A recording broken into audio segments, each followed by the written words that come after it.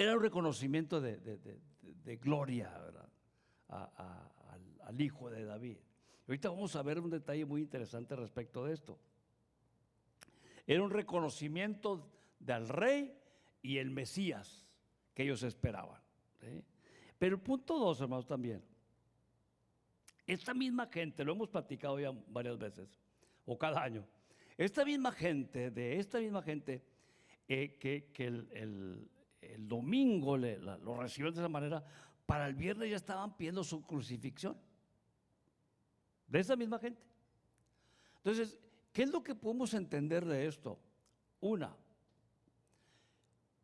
yo quiero pensar que todo esto fue fraguado por los sacerdotes, por los judíos, y metieron agitadores dentro de esto, agitadores, como lo hacen ahorita los gobiernos, que hay una manifestación, meten agitadores profesionales para destripar hacer desmanes y hacer violencia y echar a perder la manifestación.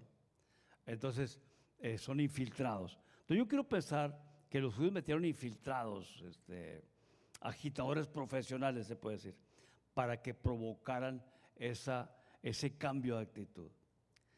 Pero ¿por qué? ¿Por qué suceden estas cosas? Porque dentro del grupo bien intencionado hay gente que no ha entendido perfectamente o no ha entendido bien el objetivo del movimiento, vamos a llamarle así. Porque era un movimiento, era un grupo de discípulos, era todo un movimiento. Entonces no han entendido el objetivo del movimiento. No habían entendido, la gente que no había entendido el mensaje del líder de ese movimiento. ¿Qué es lo que pasa actualmente en muchas manifestaciones? Fíjense que ahorita en México tenemos un gobierno que viene de la izquierda, ¿no?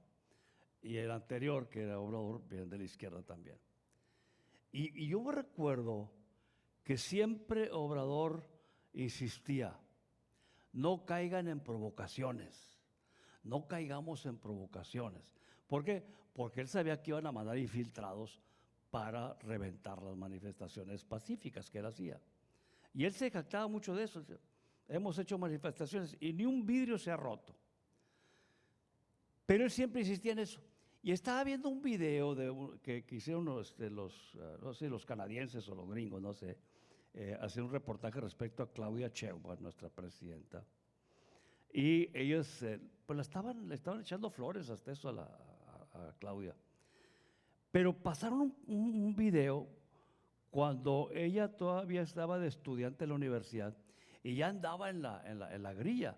En ese tiempo estaban manifestándose los estudiantes porque querían subir las cuotas de la UNAM a los estudiantes. Entonces hizo una manifestación, reacciones. Y ella andaba como líder ahí, ya era líder ahí.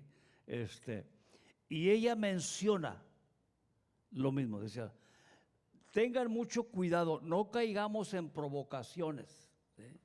¿Por qué? Porque siempre hay infiltrados que tratan de desvirtuar el movimiento. Eso pasó aquí, yo quiero pensar. Eso pasó aquí para mover a tanta gente que seguía a Jesús, que lo amaba, que lo adoraba. Tuvo que haber gente, primero, tuvo que haber gente infiltrada que moviera, mandada por los sacerdotes o los judíos. Pero también gente que no estaba muy consciente del mensaje de Jesús. Por eso se pudo llevar a cabo esto.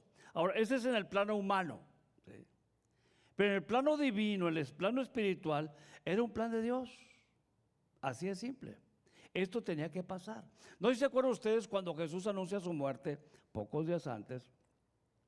Y Pedro, miren que Pedro, es todo un personaje.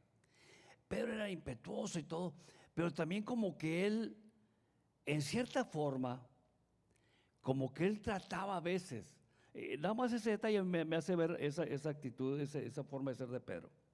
Como que a veces trataba yo creo que era mayor que Jesús, porque como que trataba de darle consejos a Jesús.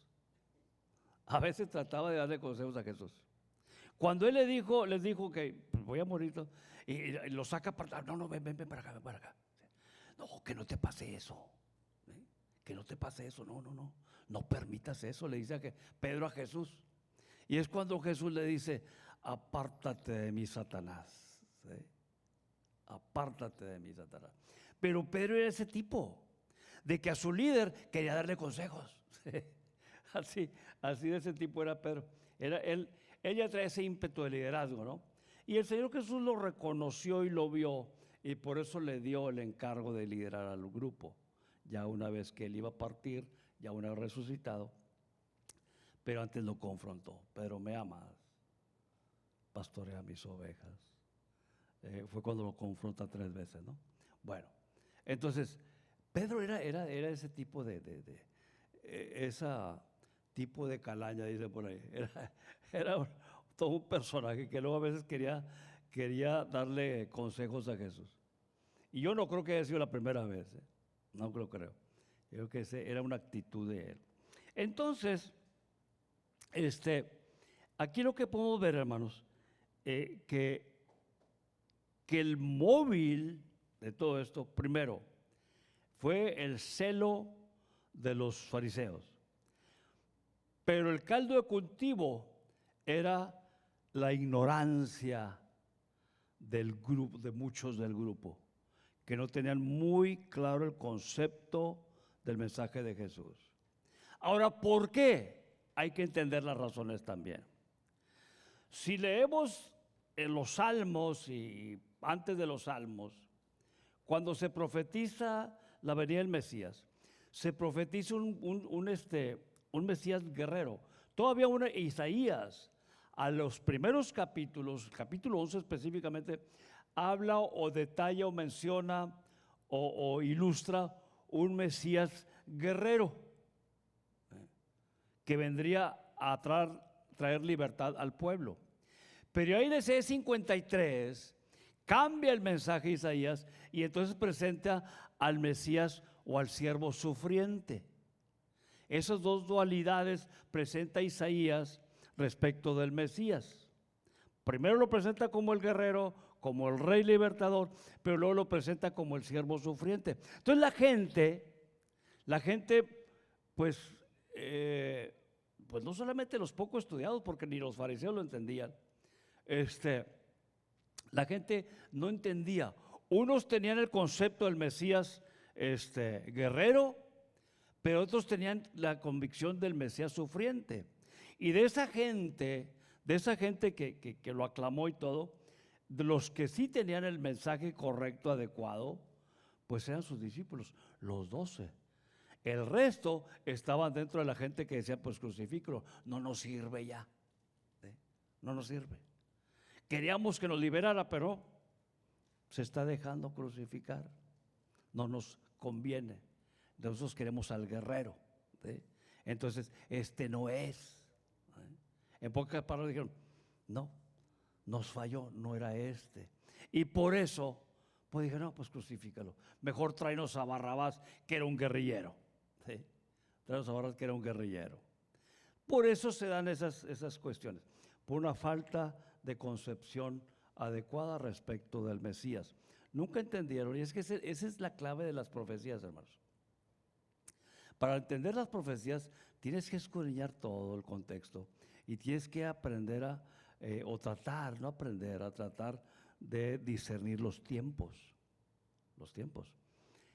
Cuando Isaías habla del Mesías guerrero, libertador, se está refiriendo al Mesías después del Armagedón, al Rey de Reyes y Señor de Señores que vendrá después del Armagedón. Y en el capítulo 53, fíjense la secuencia. Primero habla del que viene después y luego después habla del que ya está ahí o del que iba a venir primero. Por eso la confusión. Entonces, y ya en el capítulo 53 habla del Mesías sufriente, del que vendría a traer el mensaje de paz y salvación. Entonces, por eso la gente se confundió. Estaba confundida, no alcanzaron a discernir los tiempos, el personaje, las acciones del Mesías. que primero vendría como libertador espiritual y después vendrá como libertador físico. A ver. Y en ese momento, cuando venga como libertador físico, como el Rey de Reyes y el Señor de Señores, ¿sabe quién va a venir con él? Nosotros vamos a venir con él. Amén. Gloria a Dios. Bien, entonces, hermanos, esas eran las perspectivas que existía. Ahora, miren, decían, bueno, fíjate qué tremendo. Pobre gente, ¿no? Pobre gente estaba confundida. Pero ¿sabe una cosa, hermano? En el presente pasa igual. Pasa lo mismo.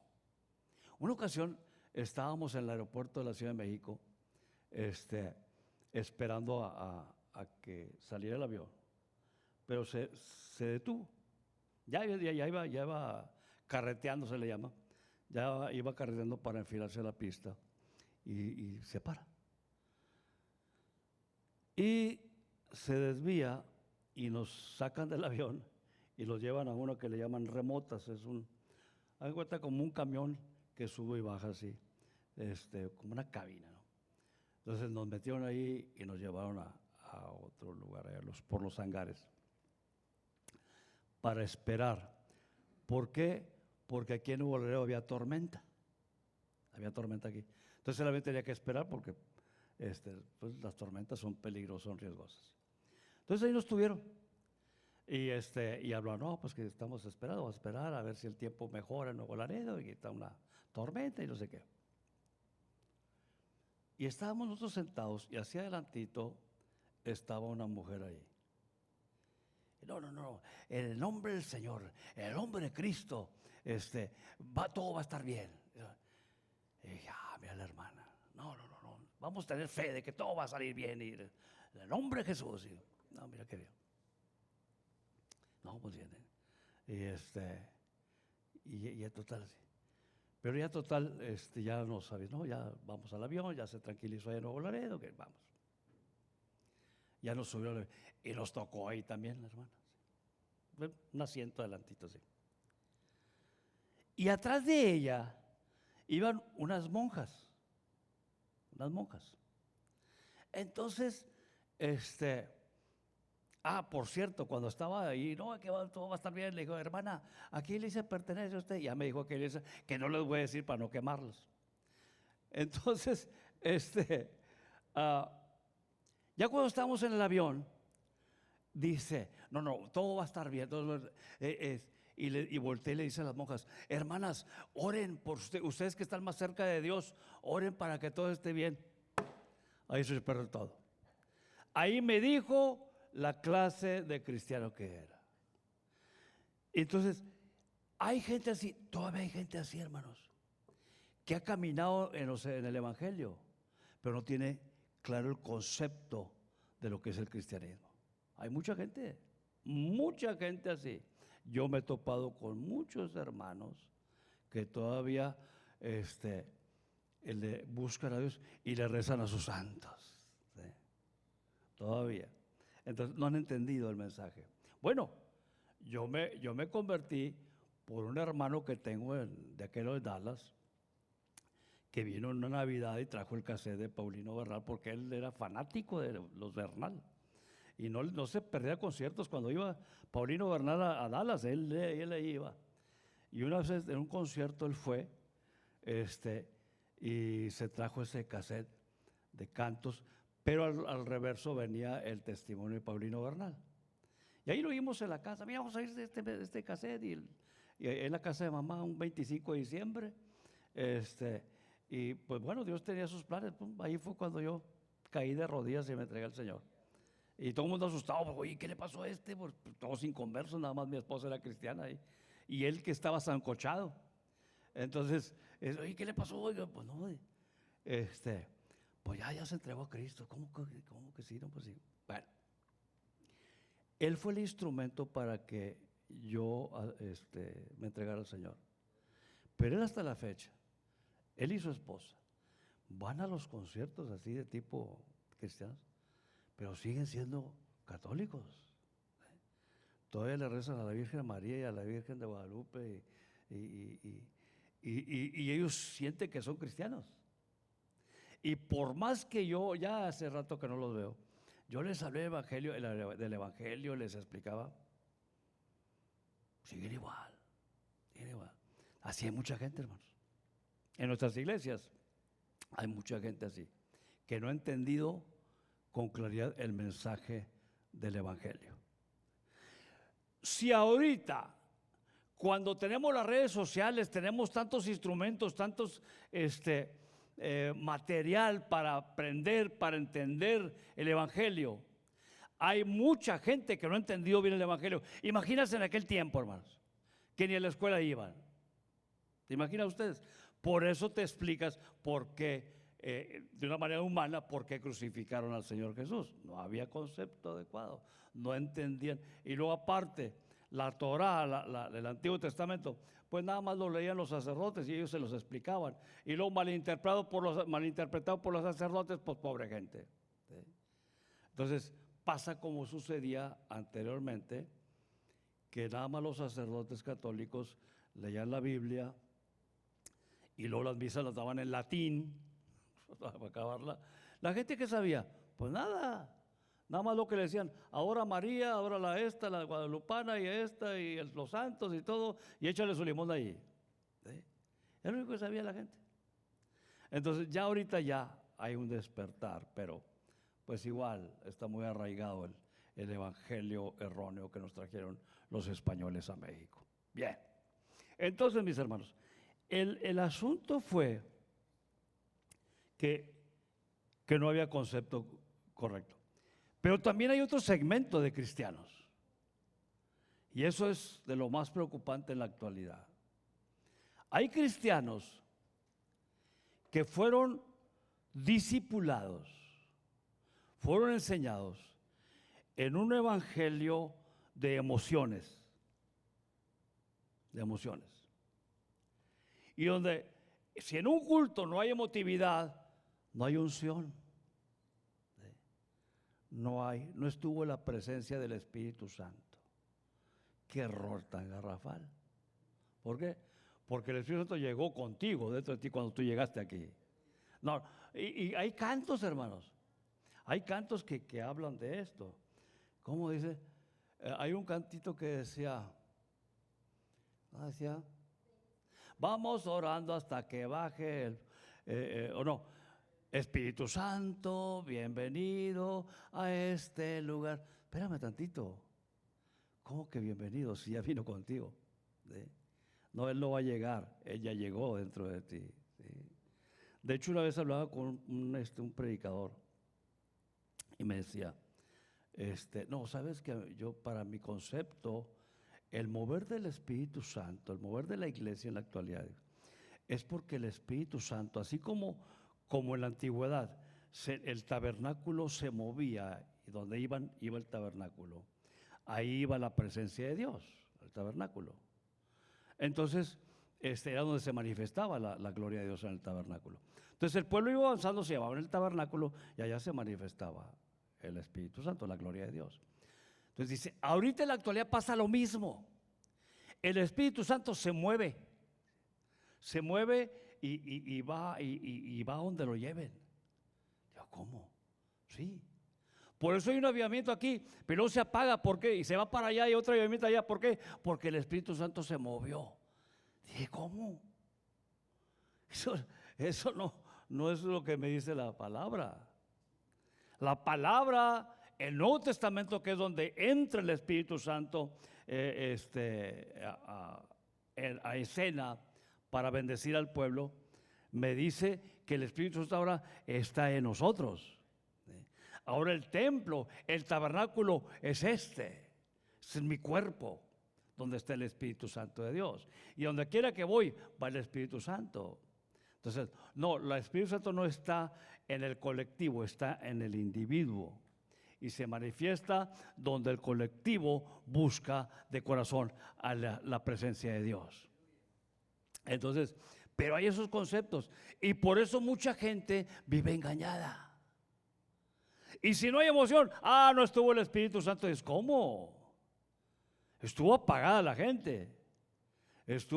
Trajo muchas cargas que no permitieron que el Espíritu Santo les ministrara, pero no porque no estuviera el Espíritu Santo. Mira, cuando tú estás en tu casa, traes un problema fuerte y estás luchando y luchando y no recibes la presencia, no experimentas la paz. ¿Por qué es esto? El Espíritu Santo ya está en ti, pero ¿por qué no recibes esa administración del Espíritu Santo? Porque tu mente y tu corazón están más enfocados en el problema que en la presencia misma y manifestación de Dios, del Espíritu. Yo les comentaba, mamá, precisamente cuando se llevaron a mi sobrino, ella todos los días pues, pedía a Dios y un día me dice, no, ya Dios no me oye, ya mejor ni le hablo. Porque ella se enfrascó y eso fue lo que la llevó a la debacle, porque ahí empezó a perder memoria y ahí se fue para abajo mi mamá, porque perdió su fe, perdió la esperanza. Eso fue lo que pasó con mamá. Y dijo, ya Dios no me oye. ¿Por qué? Porque ella estuvo enfrascada en su problema y no tanto en la presencia de Dios, en buscar la presencia de Dios, en la esperanza, en la paz que da el Señor. Por eso a veces es una lucha, yo lo he experimentado, a veces, como dijo la pastora ahorita en la mañana, sí, tú oras al Señor, tú le pides, pero Dios no siempre contesta la de una, no contesta inmediatamente. Y a veces yo lo veo así, a veces el mismo silencio de Dios es respuesta también, ¿sí? Entonces, pero ¿cuál es el punto aquí? Necesitamos permanecer en esa fe. No vemos la salida, no vemos la respuesta, pero Dios ahí está. Y Él va a contestar el momento y la forma que Él tiene previsto, ¿sí? Pero no nos podemos enfocar en la tragedia, vamos a enfocarnos en la fe y la esperanza en el Señor. Y acuérdense, hermanos, grábense esto. La esperanza no es a ver si pasa o no pasa, no. Esperanza en el ámbito cristiano es Dios ya lo hizo una ocasión, lo va a volver a hacer. Amén. Muy bien. Y esto, hermanos, que les hablo, esta malversación de la concepción del Espíritu Santo en las iglesias, pues es muy promovida por los neoapóstoles y neoprofetas que, cómo han dañado la verdad a la iglesia. Han dañado mucho, han dado expectativas falsas y enseñanzas equivocadas, muy equivocadas. Yo he platicado con algunos apóstoles y profetas y fuera totalmente de la palabra. De hecho hay una corriente que dice, que manifiestan o profesan que la iglesia de los apóstoles, de los supuestos apóstoles, la iglesia va a impregnar el mundo del evangelio. Y cuando ya esté listo el mundo, entonces van a clamar a Dios y van a orar para que Cristo venga otra vez. ¿Dónde dice la palabra eso? La tierra será llena del conocimiento de tu nombre, de tu palabra, pero no dice que a través de la iglesia. No dice, y yo lo quiero ver. Eso será cuando todo el mundo sea lleno del conocimiento de la palabra de Dios. Y cuando habla de conocimiento quiere decir que hayan recibido la fe en el Señor. Será cuando Cristo venga y reine en las naciones. Y entonces dirán, este era el Mesías. Y el pueblo judío se va a arrepentir y va a llorar. Dice Ezequiel, va a llorar como se llora por el Hijo unigénito.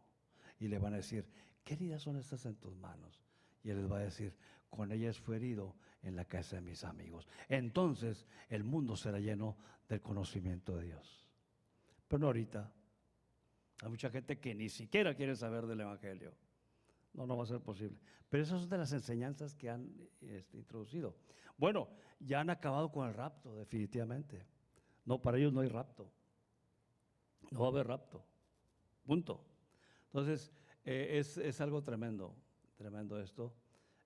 Yo una ocasión les platiqué de un profeta que vino, porque también los profetas vienen a adorarte la píldora, ¿no?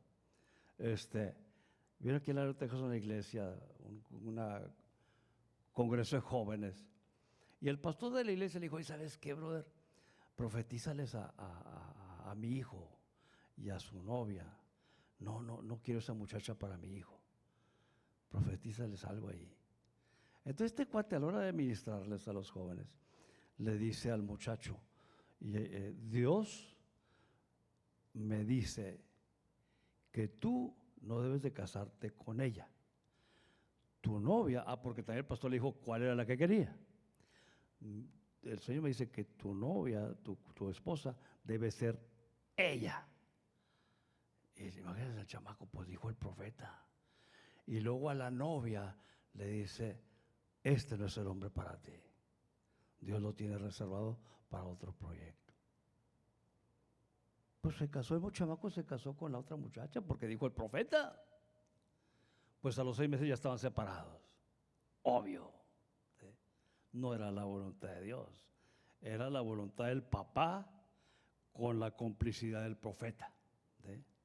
Pero el profeta lo dijo. Qué mal eso. Y así, yo me acuerdo cuando empezó esta ola de profetas.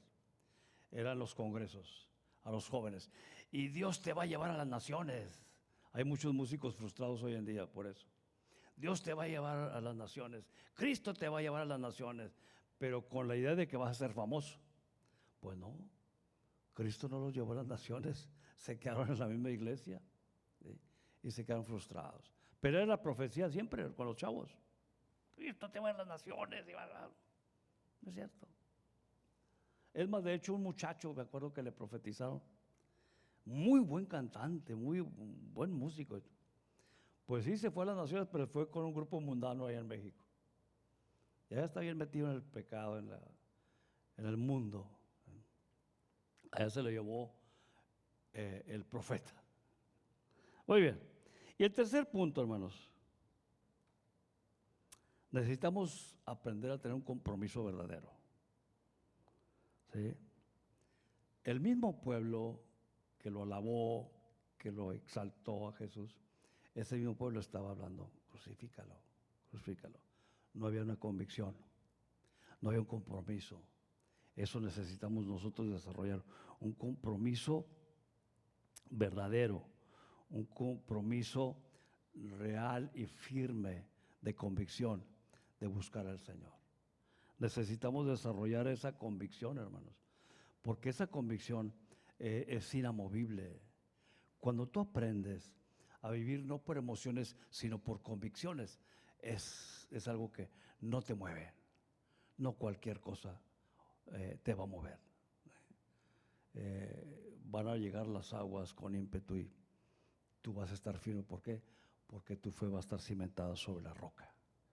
Entonces es importante entender que tu compromiso, tu vida con el Señor es en base a convicciones, no emociones. Las emociones te llevan y te traen y te suben y te bajan. La convicción, ¿sí?, es lo que debe guiarte. Hemos sido llamados a seguir al Señor en las buenas y en las malas, ¿sí?, en las buenas y en las malas, estar firmes. Y después de que haya acabado la prueba, estar firmes, dice la palabra. Entonces, nuestro llamado es a permanecer firmes, fuertes en el Señor, porque nuestra fe está cimentada en la roca que es Cristo el Señor. No permitamos que nos mueva la gente, malas corrientes teológicas, nuestras frustraciones, nuestros malos hábitos. No permitamos que nada nos mueva de nuestra fe. ¿Que hay luchas? Sí, sí hay luchas. Luchamos con nosotros mismos. Somos muy, muy humanos. Hablaba la pastora de tu carácter, de los hermanos que son irascibles, que yo me considero uno de ellos. Yo de repente me entra el temperamento, me entra el espíritu de mi papá, pero después viene el espíritu de mi mamá y me placa y me apacigua. Entonces, no permitamos que esos grabaciones, esos hábitos aprendidos, nos manipulen y nos muevan y nos echen a perder la vida. Porque luego eso pasa. Lo que aprendimos de la casa lo replicamos o lo volvemos a replicar en nuestras familias y no todo es bueno. No todo bueno. Nuestros padres nos dieron cosas buenas, pero también se nos quedaron cosas malas. ¿Sí? Malas actitudes, mal carácter, cosas que ahí se quedaron. Y luego, aunque no queramos, cuando ya somos grandes, tenemos nuestra propia familia, salen. Y qué terrible. Lo malo de allá lo repetimos aquí y echamos a perder lo que tenemos acá por una mala enseñanza de allá. Es terrible. Entonces tenemos que aprender a tener esa convicción en el Señor.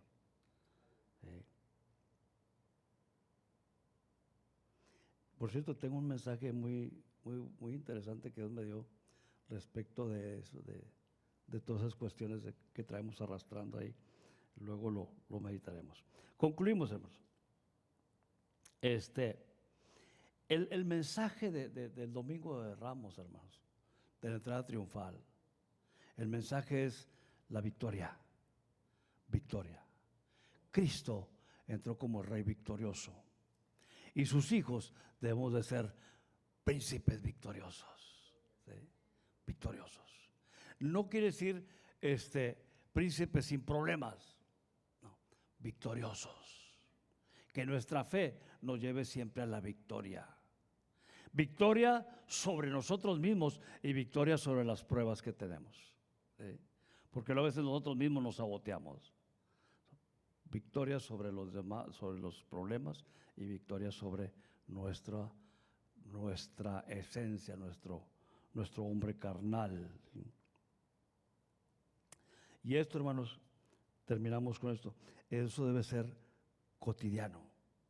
Que cada día en la mañana tú te levantes y digas: bendito sea el Señor. Alabes y glorifiques al Señor. Que cada día sea una manifestación de la entrada triunfal de Jesús en tu corazón. Que cada día repliques ese gozo de que Cristo entró como Rey glorioso en tu corazón. Porque una vez tenido esa concepción, tú vas a vivir agradecido.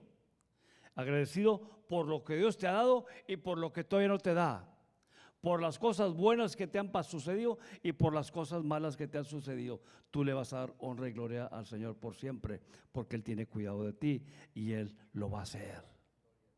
Entonces, esta debe ser una actitud constante. ¿Por qué? Porque Cristo ya está ahí. Y si Cristo ya vino a tu corazón, hermano, todos los días levántate y dile: bendito el que vino en el nombre del Señor. Amén. Gloria y honra ser para Él por siempre. Amén.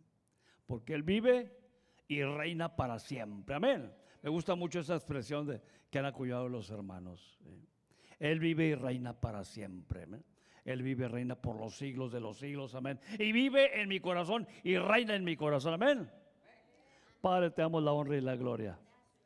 Te damos gracias, Padre, por esa gran enseñanza, Señor, que tú nos das en tu palabra, de ese día glorioso cuando Jesús